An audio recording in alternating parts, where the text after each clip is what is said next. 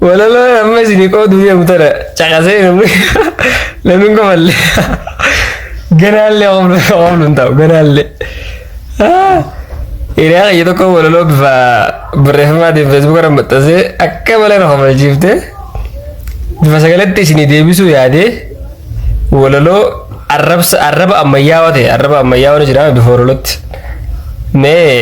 anga dhumaan hordofa walaloon akkam jetti paakeejiin guyyaadhaa galgala siin gahin laayikiinis baay'attee darzana siin tahin kan follow sii godhe haa nyaatu qubni san yoo shan si hordofe haa kaasu qubni shan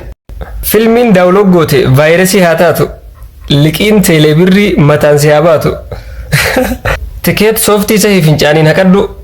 fiizaa kaardii keetis paaswordii dagadhu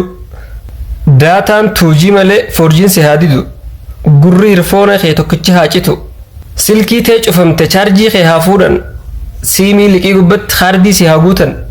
chiikonni waltaatee blook si haa gootu iccitiin kee baatee tiktookiin haa qoodu googil iimeelii kee haakariin haa butu osoo kubbaa laaltu paaworiin haa kutu siim kaardiif meemoriin wal bira siin galin ashaaraan quba kee bilbila siin banin tiktook kee haa didu yuutuubis wajjumaan silkii abdeet gootee haa ustu achumaan